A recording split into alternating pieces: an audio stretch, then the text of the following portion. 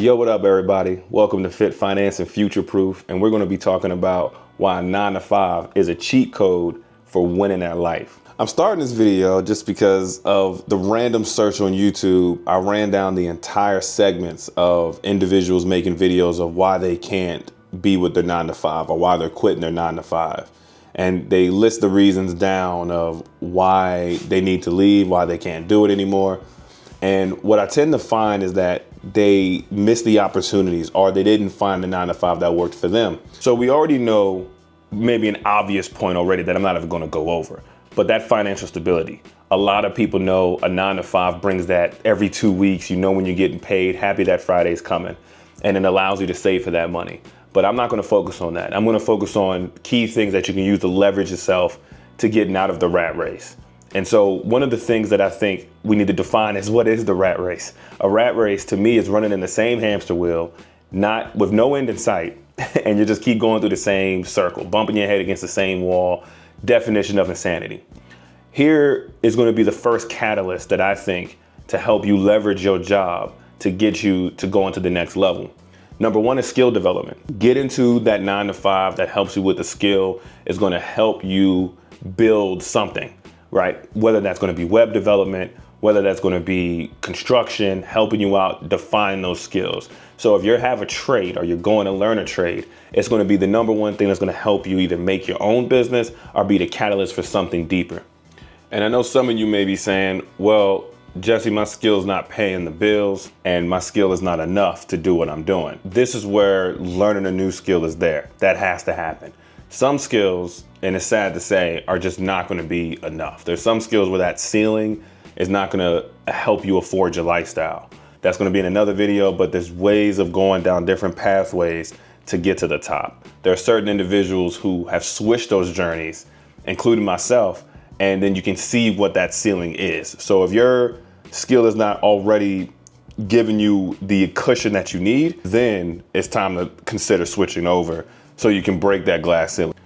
This segues right into the next point of networking.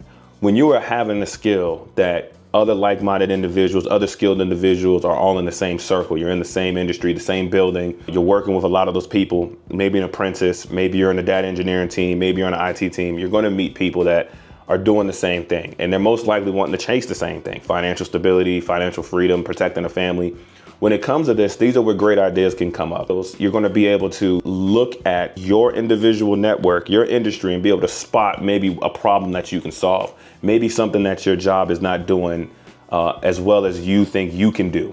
And you can pull people together. That network can help you with either going to the next level on another job. Maybe another person gets laid off, they go to another job and they say, hey man, this job is paying X, Y, and Z double of what you're making. And you're like, man, I think it'll be good for the job. And now you have a way in.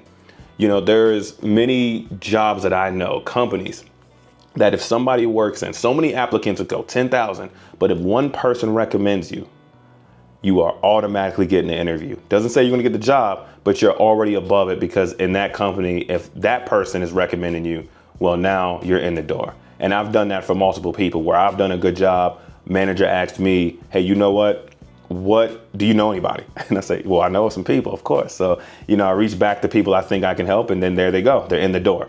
So it's helpful. That network is very important, and that's what you're going to develop when you get into a skill. All right, so let's talk about the next point: benefits and security. Security being not somebody in a Brinks truck or somebody that's going to be protecting you with a gun all day, but healthcare. People going to get sick. You're going to get sick. And if you know anything about sickness, that cost can rack up really fast. You think you have a decent emergency fund? Well, if you don't have healthcare, that emergency fund better be times 10, because that cost in the hospital, as we know, can drive up faster than anybody's business. Almost to a point where you don't even want to go to the hospital because you know the cost. And healthcare is going to help you with that. So that's beneficial, especially if you have kids, wife dependents. So the other benefit is if you have a 401k with a percent match.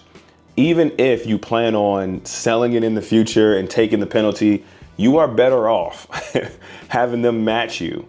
And that penalty will still leave you with a net positive than if you were to never have it. Also, it helps you make sure you have money to the side. Helps you with that future plan to know you always have something on top of your emergency fund. And sometimes you're not going to be able to get that on your own. And so it almost is a way to force you to stay inside of guardrails so you don't go crazy. Because going to an idea and investing into an idea, you want to just have your mind free just so you can worry about that. Knowing you have healthcare situated, knowing you have a 401k just in case that's automatically getting taken out your check is really going to be helpful to help you drive focus. The next thing is going to be what I talked about almost on point 3 of networking, is leveraging your job. When you talk about leveraging your job, people have leveraging credit, leveraging debt. I'm talking about leveraging your job. This is going to require that you have a skill as well. This is why it's so important to that first point that I drove home. If you don't have a skill, and I'm not talking like cashier or something, I'm talking like web development, something that people are sought after, something that jobs are paying 6 figures for, there's a way, and there's people that are making so much money in a certain field. If you have a skill and you think you're good at it, make a side hustle out of it. See where you go. So these are the points I'm going to keep driving home. I think these need to be extremely considered, and we'll talk about some of the cons that people have talked about in other videos in another video. I think also what I'll make another video on is that skill development. How do you just jump to another industry? I think that's important, especially for people wanting to do that. Look out for new videos. Until next time, it's your boy Jesse, Fit, Financed, and Future Proof, signing out. Catch you on the next one.